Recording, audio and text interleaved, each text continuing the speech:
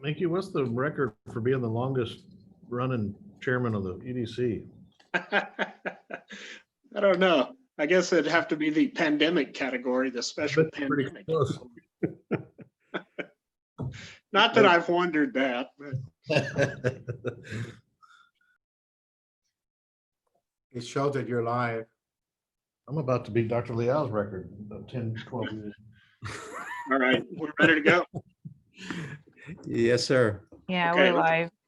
Let's go ahead and call the meeting to order. This is the regular meeting. I guess it'd have to be the pandemic category, the special That's pretty pandemic. close. Somebody's YouTube is. Not that I've wondered that. Well, that was an echo there. All right, let's go ahead and get started. This is the regular meeting of the Development Corporation of Harlingen, Inc., June 23rd, 2020 at 12 noon. It's being held by a Zoom. It's also being streamed live on YouTube. We do have a quorum, Dr. Burke, Michael Lamon, Ricky Leal, myself, and I haven't seen Eric yet, but we've got a quorum anyway. We'll go ahead and do the Pledge of Allegiance. If you've got a flag somewhere in view or something, let's go ahead and do that. So join me.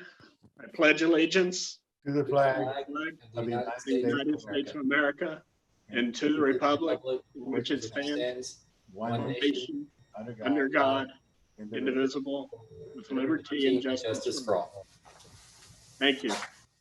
I know we have a few guests. It's hard for me to look because I have to scroll through my screens here, but welcome to all our guests, city officials and others. Do we have any public comments? None that I know of. Okay. No public comments. Item 1, consent agenda. The following items are of a routine or administrative nature. The board has been furnished with background material on each item and/or it has been discussed at a previous meeting. All items will be acted upon by one vote without being discussed separately unless separate discussion of any item is requested by a board member. Items withdrawn from the consent agenda for individual consideration will be heard in their normal sequence after the remainder of the consent agenda has been acted upon. Item 1A, consider and take action approving board minutes for May 11th, 2020 special meeting. Item 1B, consider and take action approving April 30th, 2020 and the May 31st, 2020 financial reports. Is there a motion? So moved. Second? Second. All in favor, say aye. Aye. Aye. Opposed? Motion passes. Item 2, consider presentation and approval of the audit report for fiscal year ending September 30th, 2019. Okay, we have Mr. Montemayor with us this afternoon. I can find it. I'm assuming that you want us to go straight to the presentation. Mr. Montemayor is with Carr, Riggs, and Ingram, the CPAs and advisors for the city. They do the auditing. So if we can turn on his mic and he can direct us through this presentation. He's ready. Thank you for that introduction. My name is Matthew Montemayor. I worked with the city finance department during the most recent fiscal year municipal audit, which also includes the Harlingen Economic Development Corporation. We pulled together some slides to go through and present some of the financial highlights and presentations of the Economic Development Corporation. I'll do my best to summarize some of the information and point out some of the financial highlights throughout the most recent fiscal year. So you go on to the next slide. This is just an overview. Some of the information we've pulled together is the statement of net position that has been extracted from the city of Harlingen's annual comprehensive annual financial report, as well as some information of the corporation's capital assets, long-term debt, as well as the statement of activities, which gives you your revenues and expenditures of the development corporation. This slide here is your overview of your statement of net position. As you can see, the corporation's assets of about 43.7 million. are composed of current assets and non-current assets. Current assets being those that are normally cash, investments, accounts receivable, things of that nature, and also non-current assets, which are items such as your land, buildings, improvements, and some of your redevelopment properties as well, as in non-current assets. Your liabilities for the year were $28.2 million. That's composed of current liabilities. Those are items that you're currently paying in the current year. Items such as accounts payable, accrued interest on bonds, and also non-current liabilities, which usually extend beyond the subsequent fiscal year. Those are items such as bonds payable or notes payable. And Accounting 101 would tell you that the difference between your assets and your liabilities is your net position. That's, if you're a business, that would be considered your equity. For the September 30th, your net position was $5.5 million. 10 million of that is unrestricted or considered available, and 5.5 million has already been invested in capital assets and items of that nature. Your next slide will give you some information on your capital assets. This is a comparative presentation of how your assets ended throughout the year. If you see the total capital assets net, 32 million compared to 36.7 million in 2018. If anybody would look at that, they would say, well, wow, that's a big decrease. You know, you went from 36.7 to 32 million. Some of that could be attributed to current year depreciation expense, but if you recall, during 2019, I believe the Economic Development Corporation sold a building and disposed of a building, and that's one of the main reasons why that large decrease in capital assets. When you entered into that sale, that capital asset got removed from the books. So that's one of the items to point out there. This next slide is future maturities of your bonds. The Economic Development Corporation is still paying down I believe your 2010A and 2010B bonds. This gives you a future outlook of about 15 years or so of what the principal and interest payments would be on those bonds. That total amount being $24.4 million. Next slide breaks down the individual balances of those bonds. As you can see, the 2010A and 2010B revenue bonds, about $14.1 million in 2019 and $10.2 million for the 2010B. Also included in your bonds payable, you have some discounts on bonds as well as some notes payable that are outstanding. And bottom line is there was no new debt during the fiscal year. The Development Corporation continued to pay down and service their debt as you know would be the norm, and you can see that difference there from 28 million to 26 million from 2018 to 2019. So these next couple slides are graph presentations of the Development Corporation statement of net position. As I mentioned at the beginning, your total assets in 2019 was about $43.7 million. Pretty comparable to the previous year. No major significant change. Your liability is about 28.2 million, and the difference between the two being your net position of 15.5 million.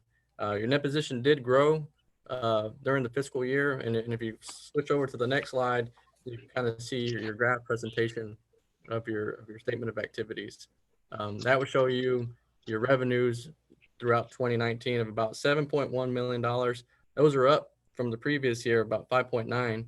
And if you look at that, you say, well, what's the reason for the big swing there? Well, again, the sale of the building, excuse me, when you entered into that sale and recorded that, it resulted in a gain on sale of about $1 million, and that has been recognized in the Development Corporation's financials. So that's the main reason for the increase in the revenues. Your expenditures increased slightly, but the difference between the two, you had a change in net position of about $1.3 million. So this is all information presented on the government-wide basis, which reflects all capital assets, all debt of the Development Corporation. We've also provided a separate handout, which is more the fund level information of the corporation. This information right here is more of the level that a government would operate. It provides information about current financial resources, and this is where you would budget This is where you would track your sales taxes that you're collecting and your expenditures. And if you take a look at this balance sheet right here, this will tell you your total assets in 2019, about $11.6 million are up from the previous year. One of the main reasons for that large increase is, again, the proceeds from the sale of the building. I believe were placed in your tax pool accounts to get some earnings on your investments. Those have been reflected in there, as well as the Development Corporation did enter into some new redevelopment properties. I believe those are future projects to promote economic development. Those have been reflected there in your redevelopment properties, increase from previous year. Your total liabilities for the fiscal year are up from the previous year, about $657,000 compared to $80,000 in the previous year. That's a large increase, but if you look at that, the main reason was the sale of the land. I believe the Economic Development Corporation owed a share to the Harlingen Community Improvement Board, and that is reflected in other liabilities, and that has subsequently been paid. The difference between the two of your assets and liabilities is your fund balance. As you can see, your fund balance of $10.5 million is up from the previous year. Some of that $2 million has been committed for future projects, and about $8.5 million represents your unassigned fund balance or available to you. So I'll go ahead and skip over the reconciliation on the next page. That just kind of provides a bridge from your fund level to your government wide, and we'll jump right into the income statement.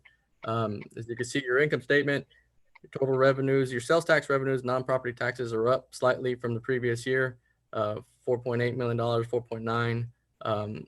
Overall, your total revenues are slightly down. I believe in 2018 you had some additional intergovernmental revenue related to free trade bridge and cold storage projects that you had going on.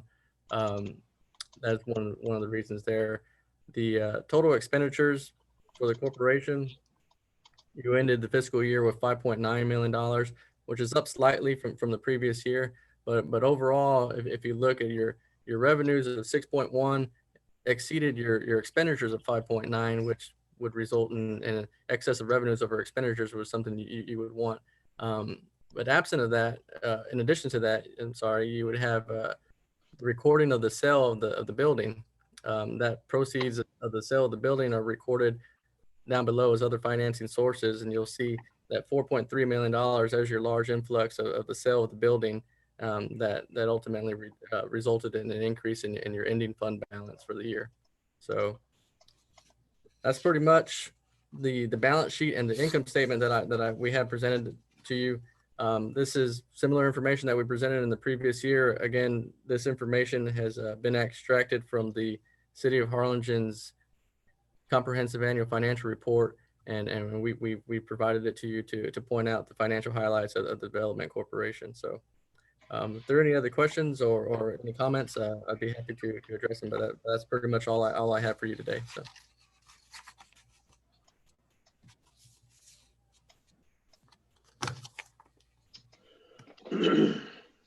Any questions from anybody? Okay, I'll entertain a motion to approve the audit report for the fiscal year ending September 30th, 2019. So moved. Okay, we got a motion and a second. All in favor? Aye. All right, motion passes. Item 3, consider participating in a Texas State Technical College high demand occupation grant request along with Workforce Solutions Cameron as a matching grant in the amount of $75,000 for training auto body repair technicians. Okay, so for this one, we're gonna ask Richard Musquias with TSTC to kind of walk us through the grant proposal that they're working on, and then we'll talk a little bit about how Workforce Solutions and EDC can kind of help them out. So, Richard. Thank you. So we also have our provost, Clelia Hernandez, on the line, and Pat Hobbs, the executive director for the Cameron County Workforce Solutions.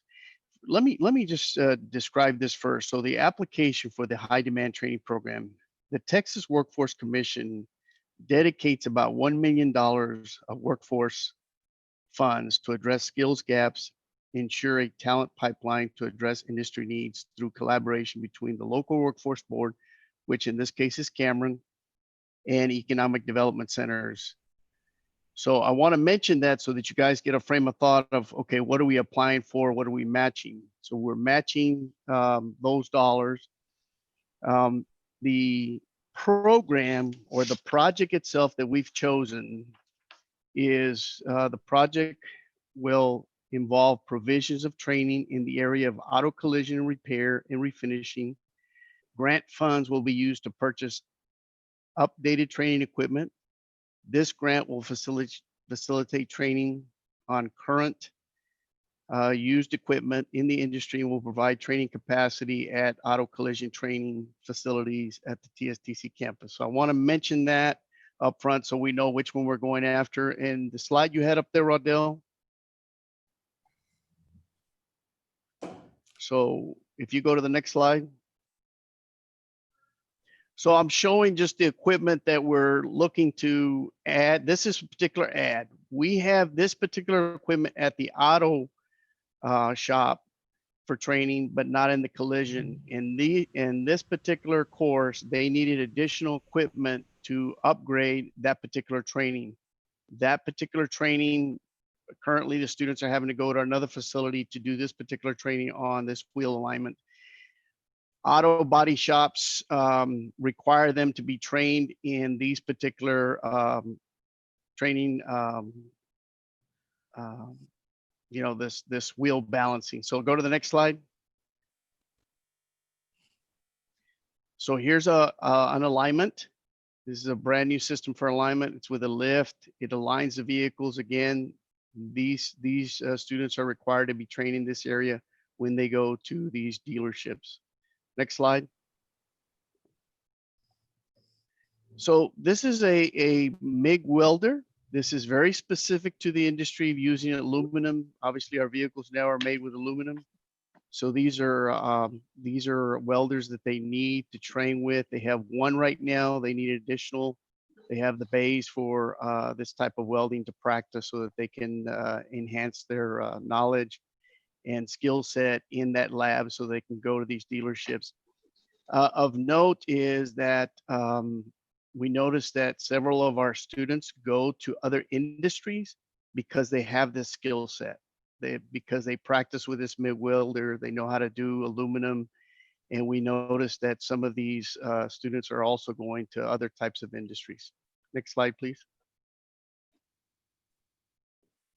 So the lighting system they have now is very outdated. This is a new lighting system. This allows the instructor to put defaults so the student can figure out what is the lighting system doing so the diagnosis can get corrected.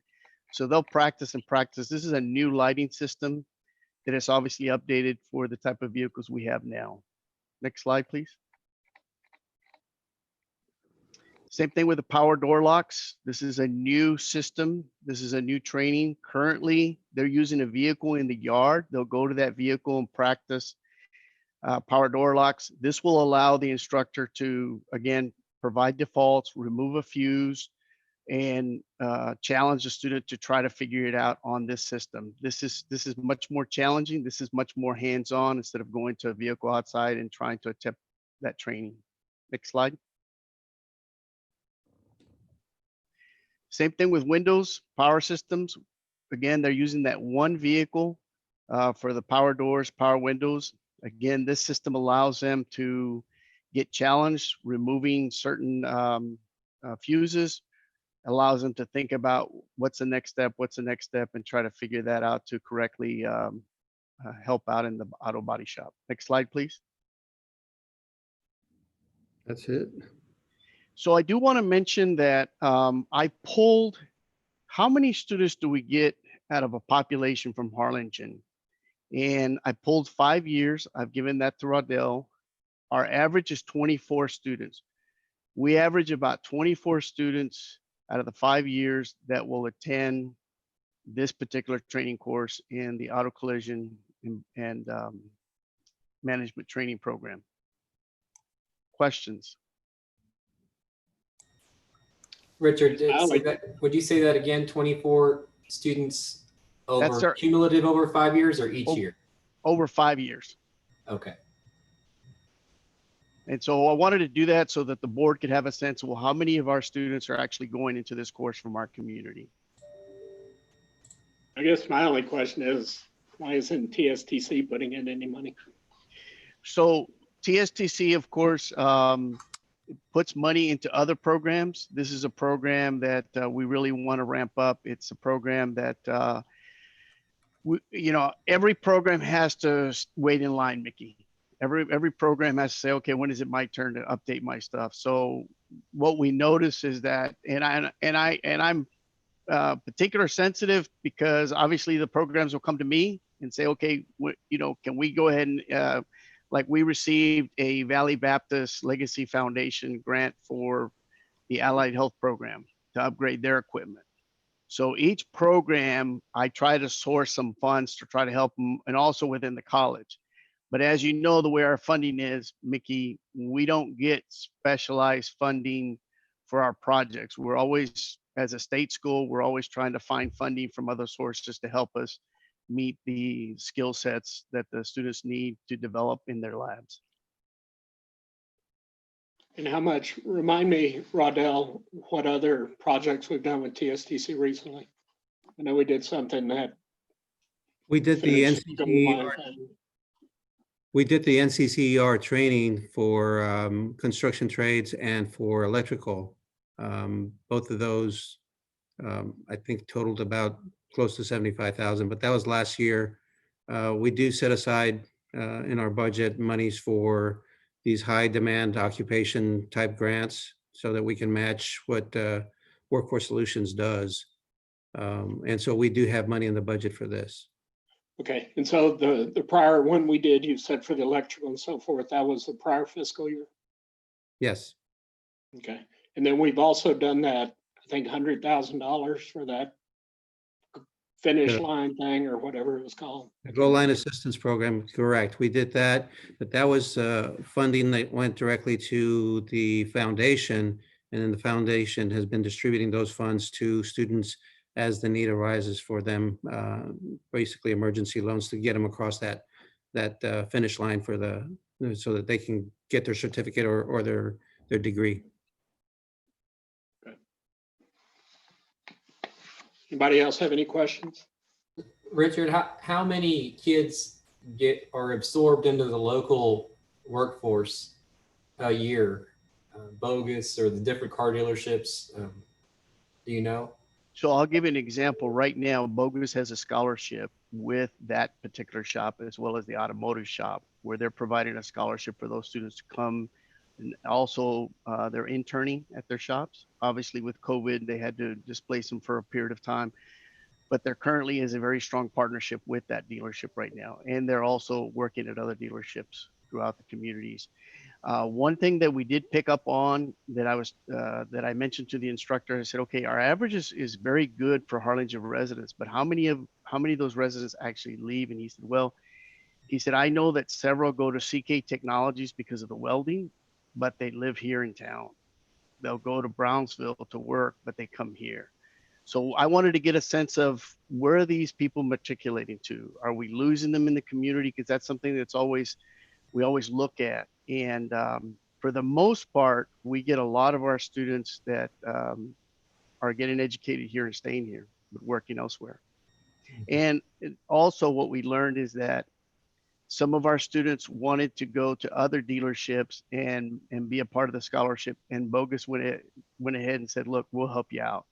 Because at the end of the day, we're helping out somebody that may eventually work here in Harlingen for us. And for that matter, you may work in our McAllen facility. So we know that they also live here, but work elsewhere. Thanks. Once again, Rodell, you said this is already a budgeted expense. Yes, we set aside $75,000 a year for workforce, high demand occupation type matching grant funds. Okay. So it's in our budget. Okay. All right. Any other questions? Okay, I guess we need to entertain a motion to accept this. Yeah, basically the motion would be to enter into a memorandum of understanding, which Alan and I would work out with Pat and with Richard. That memorandum basically outlines that we're going to be contributing up to $75,000. I think the actual amount is $73,191.62, as he had pointed out, and it's in your packet as well. But that's what we need, is the authority to enter into that MOU and to disperse the funds. Okay, I'll entertain a motion for that. So So moved. moved, Chairman. Okay, sounds like a motion and a second. All in favor? Aye. Aye. Motion passes. Thank you. Thank you, guys. Good luck with that, TSDC. Thank you, Thank Mickey. you guys so much for your support. Thank Alrighty. you. Okay, Thank you, item Richard. four. Item four, consider approval of change order number 1 for Harlingen Industrial Park Landscaping Project, reducing the total cost of the project by $2,565 and reducing the scope of work to exclude about 1,800 square feet of landscaping. All right. On your screen, you see a drawing that shows basically the end of Industrial Way, that where the cul-de-sac is at. The little blue box is really part of our property right here next to our property. Whiting Investments has built a 9,000 square foot building. And one of the things that was not included in the bid for the original landscaping project was tap fees and impact fees for the water meters and the water meters themselves. So when we started looking at that, we were already at the budget, basically at the budget, and I didn't want us to go exceed the budget. So I'm looking at requesting that we cut out this little portion, which is really in front of our property that's undeveloped. It can always be added in later on, but we cut it out and we can save some money so that we can pay for those meters and tap fees and the impact fee and still stay under the budget.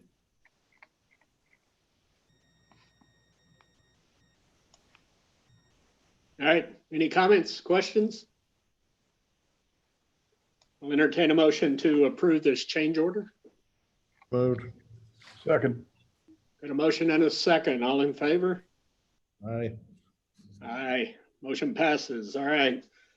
Item 5, executive session pursuant to Chapter 551, Subchapter D, VTCA Government Code, Section 51.072, regarding the purchase, lease, or value of real estate, if the deliberation in an open meeting would have a detrimental effect on the position of the Development Corporation of Harlingen, Inc., in negotiations with a third person regarding some of the following projects and/or contemplated or pending litigation, or matters where legal advice is requested of the attorney on a matter in which the duty of the attorney to the board under the Texas Disciplinary Rules of Professional Conduct of the State Bar of Texas clearly conflicts with the Act. Section 551.071 of the Texas Open Meeting Act and/or executive session pursuant to Chapter 551, Subchapter D, VTCA Government Code, Section 551.087, regarding commercial and financial information from business prospects with which the board is conducting economic development negotiations and/or to discuss or deliberate financial or other incentives relating to the following projects. Item A, project landlord. B, project spec building. C, help program. D, project retail coach. E, project small fly. F, project gazelle. Need to go into executive session, entertain a motion for that. So moved. Second. And a motion and a second. All in favor? Aye. Aye. Okay, we're in executive session at 12:31. We'll wait till you get us off of YouTube.